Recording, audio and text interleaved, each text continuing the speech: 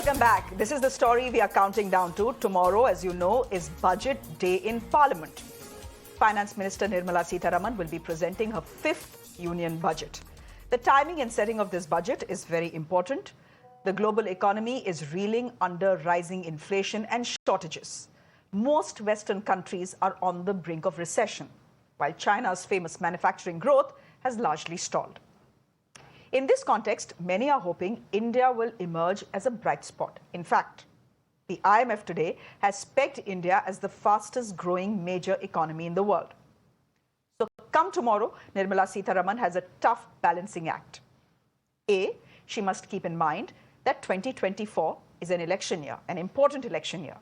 So this is the NDA's last full budget before the general elections. B, the Indian middle class desperately needs some relief. They have been battered by rising prices and shortages, so the finance minister cannot afford to ignore them. Ignore them at your own risk. And C, fiscal prudence. Now is not the time for big bang schemes and massive spending programs. It is important to keep the deficit in check amidst the economic uncertainty. The economic survey was tabled in Parliament earlier today, as is tradition. It has pegged India's GDP growth at 6 to 6.8% compared to 7% in the ongoing fiscal year. We'll discuss all those technicalities in a bit. I promise we are not discussing technicalities, actually. We'll try and keep it as simple as possible. But first, let me tell you what this budget means for ordinary Indians. Beyond all the financial jargon and numbers that you'll hear tomorrow, what exactly is it that you should be looking out for? Take a look.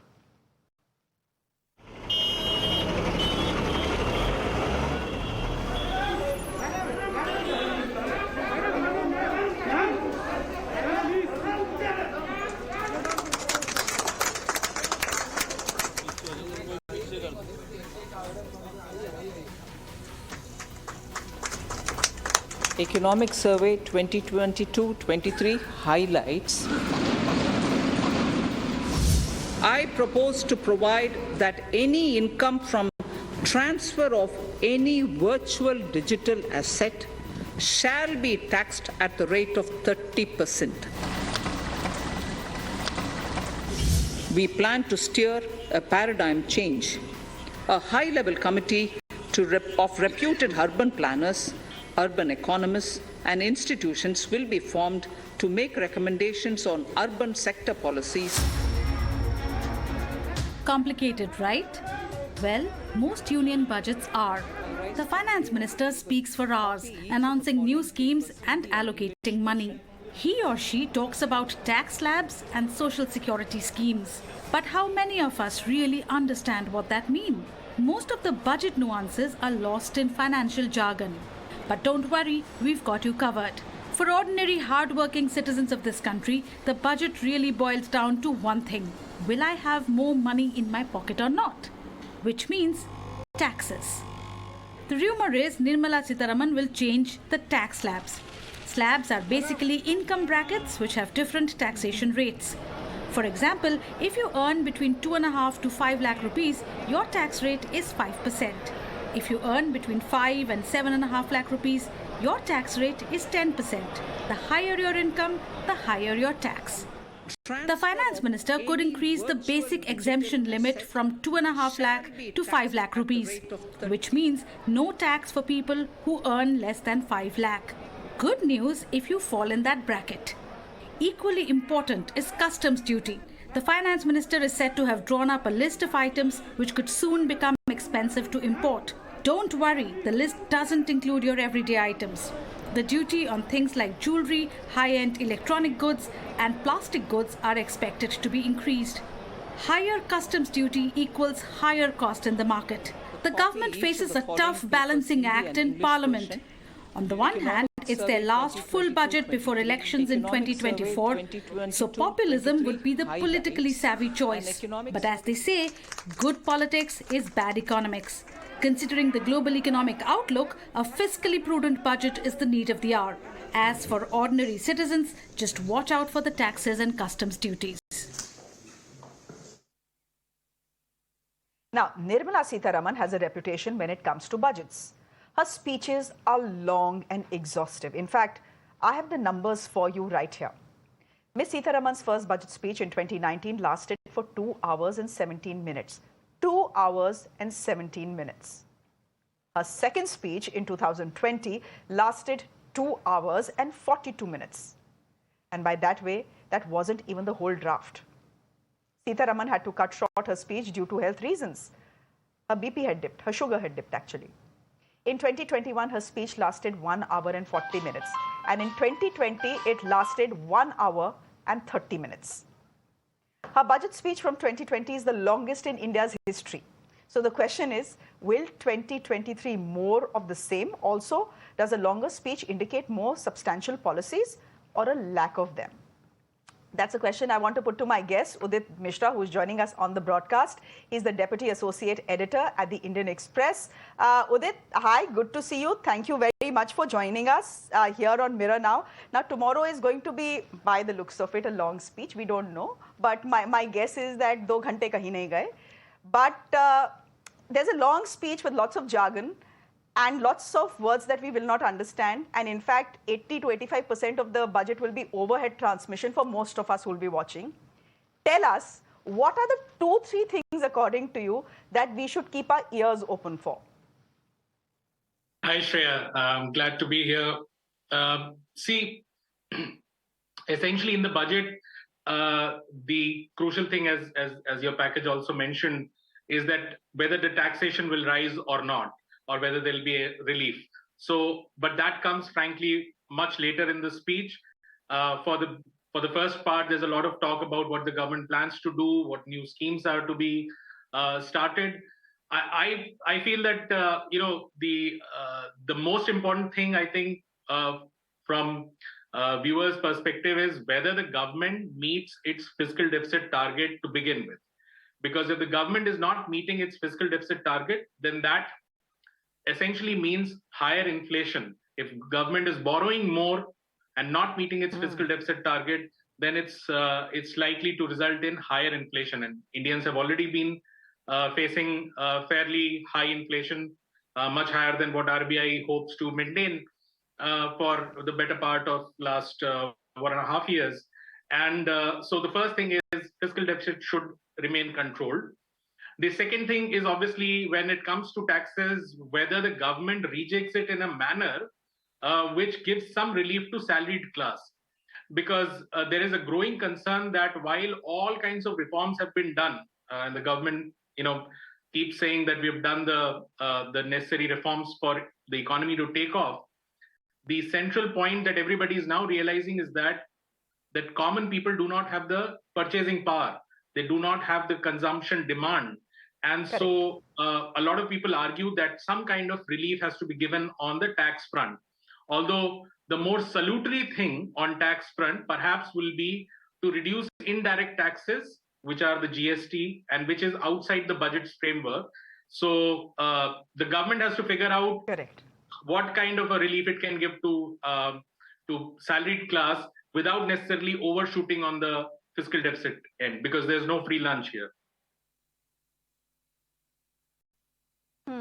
There is no free lunch here, but can I ask you this? In that case, when GST in any case or indirect taxes in any case are out of the budget, for a common person, does the budget then even have any meaning apart from the taxes part of it? Because most of the announcements happen before the budget. वो पुराने दिन थे when we used to wait with expectation for big announcements, etc. Ab all those big announcements happen before the budget itself.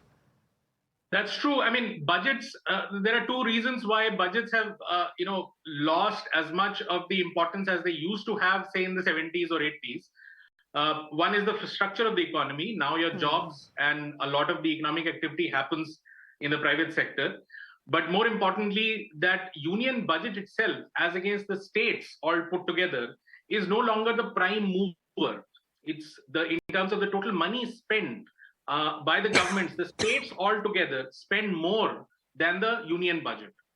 And the other thing is that often it is thought, and we've been hearing all the stories about what all everybody wants, but year on year, roughly there's around 6 to 7% of the budget allocation that is fresh for the finance minister to really allocate. Most of it is largely committed. You cannot abruptly remove all the allocation or dismiss ministries in the coming budget. So there is very little scope of doing something tremendously different in any individual year. Once in a while, you can take a break and create a new framework, but not every budget. So you have to be realistic about what you should get from, or what you might get from the budget.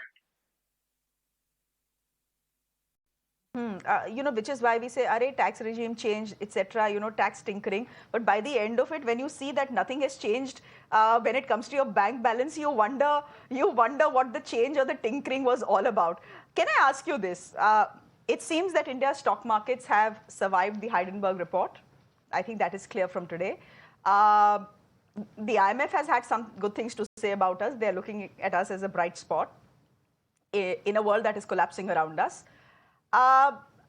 Is this going to be a doubly tough budget for Nirmala Sitaraman to present when the entire world is looking at you and yet the world around you is collapsing? People are not using the recession word yet, but, well, the economic outlook isn't exactly super happy and positive. And then there is an election.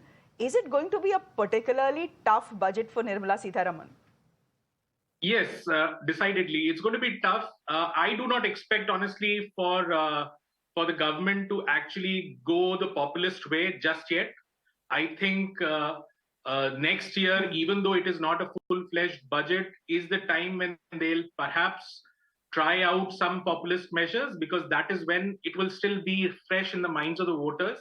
You give a tax break today, and I don't think those longevity of that promise will stay till next year in April or May. So I honestly feel that this year is one more step before they launch some populist moves. I think it's a tough year because growth is a massive concern this year.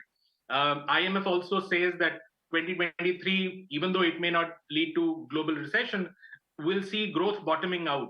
So actually, if you look at it from all sides, the impulse is negative, and India is likely to grow at something like 6.5, and that is dependent on assumptions that things will not go worse from here, that Ukraine will not flare up further, or that there's no flare up between US and China over Taiwan or whatever, some new geopolitical uncertainty. And every passing year, we've always entered the year thinking that, okay, the worst is over. 2020 is over, and then 2021 is over, and 2022 is over. And every passing year gave us a new shock, which was something that the chief economic advisor also said this today, that we've been getting these exogenous shocks, and that is why we have not been able to grow. But there's a realization in the government now, they're not even talking about 8% growth. And this is very crucial. They are not even talking about 8% growth. They are the chief economic advisor's whole presentation today was about explaining why we haven't grown, because this is now the last year of the Modi government and the 10th year, getting into the 10th year. And there's been concern that with every passing year we keep saying 8% growth, but we never achieve it. And so there is now a realization that growth is a massive concern. And I think what is saving them right now is this notion that India is the world's fastest growing major economy, but that hides away from a lot of pain in the economy. As I keep saying that, like a cricket match, different teams have different required run rate. India, being not as rich a country like, say, a UK or a US, needs to grow at a much faster clip. We cannot be happy that we are growing at 6% or 5%, because I think in India's case, even a 4%, 5% thing almost looks like a recession. It was good to have you, Udit. Thank you very much for joining us. I hope you'll have the time tomorrow to join us for a bit. Once, of course, the budget has been tabled in Parliament, to tell us what you think of it and to tell us how we should be reading the budget that is presented by Nirmala Sitaraman. Before I let you go, any guesses on how long the speech is going to be? Because Ms. Sitaraman does have a history of very, very, very long record-breaking speeches. I'm conservatively putting 2 hours definitely for our schedules. So I don't think anything less than 2 hours is there. So keep the coffee and tea ready. Okay.